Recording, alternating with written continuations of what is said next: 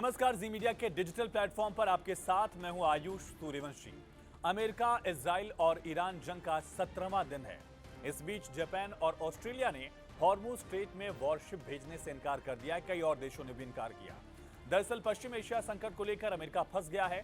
Supreme leader Ayatollah Ali Khamenei और कई top leaders के मारे जाने के बाद भी ईरान झुकने को तैयार नहीं है और लगातार अमेरिकी ठिकानों और इजराइल पर हमले कर रहा है। हॉर्मुज स्ट्रेट को उसने चोक कर दिया है। अमेरिका और इजराइल की ईरान में सत्ता परिवर्तन की कोशिश भी नाकाम है, सफल होती दिख भी नहीं रही है। ईरान के हॉर्मुज स्ट्रेट को बंद करने के बाद वैश्विक तेल सप्लाई पर दबाव है। अमेरिकी तेल कंपनियों ने भी इसको लेकर चिंता जताई और ट्रंप से अपील की है कि अगर जल्द ही कोई रास्ता नहीं निकला तो हालात और ज्यादा बदतर हो सकते हैं। मिडिल ईस्ट में भी तमाम देशों को नुकसान हो रहा है, वो भी दबाव डाल रहे हैं। डोनाल्ड ट्रंप ने करीब 7 देशों से हॉर्मुज में अपने युद्धपोत तैनात करने की मांग की थी, लेकिन अमेरिका के करीबी सहयोगी देशों ने ट्रंप को साफ मना कर दिया है। एक एक करके हर देश ने क्या कहा, यह जानना बड़ा जरूरी हो जाता है जंग के इस दौर में। जापान की पीएम साने तकाइची ने कहा कि हॉर्मुज स्ट्रेट से गुजरने वाले तेल टैंकर की सुरक्षा के लिए नौसेना भेजने का उनका इरादा नहीं है।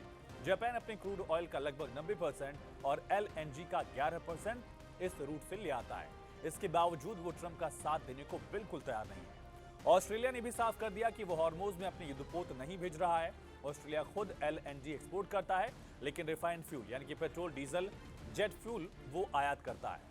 ऑस्ट्रेलिया के क्रूड ऑयल का लगभग 40% से ज्यादा हिस्सा जो है वो हॉर्मुज से ही गुजरता है। वहीं दक्षिण कोरिया ने भी कह दिया कि वो इस मुद्दे पर वॉशिंगटन के साथ बात कर रहा है। सियोल के राष्ट्रपति कार्यालय के मुताबिक कोई भी फैसला लेने से पहले स्थिति की गहराई से समीक्षा की जाएगी, जबकि ब्रिटेन के प्रधानमंत्री कीर स्टारमर ने इस मामले पर कूटनीतिक रास्ता अपना लिया है। उन्होंने ट्रंप से बात की, समुद्री रास्ते को फिर से खोलने की जरूरत पर जोर दिया ताकि दुनिया भर में सामान की आवाजाही रुके ना।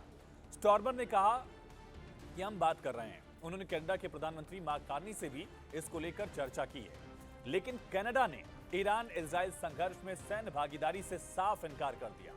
प्रधानमंत्री मार्क कार्नी ने अंतर्राष्ट्रीय कानूनों का हवाला दिया और युद्ध में नहीं शामिल होने का एक बहुत बड़ा ऐलान कर दिया है, जबकि कनाडा एक लंबे वक्त तक बड़ा एलाई रहा है अमेरिका का। राष्ट्रपति ट्रंप ने पत्रकारों से बातचीत में कहा कि जो देश अपनी तेल जरूरतों के लिए मध्य पूर्व पर, मिडिल ईस्ट पर निर्भर हैं, उन्हें इस रास्ते की सुरक्षा में मदद करनी चाहिए। ट्रंप का तर्क है कि इन देशों को अपने हितों की रक्षा खुद करनी चाहिए। ये भी कह रहे हैं कि अमेरिका अब इस रास्ते पर उतना डिपेंडेंट नहीं है जितना कि दूसरे बड़े देश हैं। यहां तक कि ट्रंप ने चेतावनी दी, कहा कि अगर कोई कुछ नहीं करता है या मदद नहीं करता है तो मुझे लगता है कि नेटो के भविष्य के लिए बहुत बुरा होने वाला है। ट्रंप ने कहा कि हमने यूक्रेन के मामले में उनकी मदद की जरूरत नहीं पड़ी। अब देखते हैं कि नेटो के देश हमारी मदद करते हैं या नहीं करते, क्योंकि मैं लंबे समय से कहता आ रहा हूं कि हम उनके साथ खड़े रहेंगे, लेकिन वो हमारा साथ नहीं देंगे। यानी कि नेटो को भी डोनाल्ड ट्रंप ने धमकी दी है जब साथ नहीं मिल रहा है।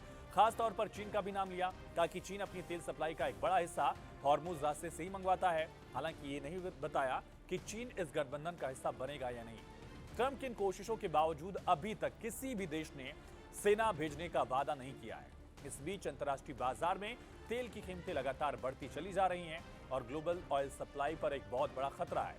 दरअसल ट्रंप ने हॉर्मुज स्ट्रेट का इस्तेमाल करने वाले देशों से इस रास्ते को सिक्योर करने के लिए, इसकी रक्षा करने के लिए वॉरशिप और जरूरी मदद भेजने की मांग की थी। दुनिया भर का 20% तेल जो है वो इसी रूट से गुजरता है।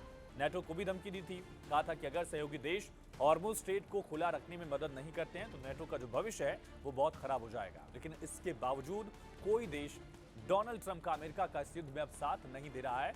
युद्ध बढ़ता जा रहा है, ईरान पलटवार कर रहा है, ईरान के हमलों में नुकसान भी लगातार हो रहा है। फिलहाल इस वीडियो में इतना ही। बाकी तमाम खबरों के लिए आप जुड़े रहिए जी न्यूज के साथ।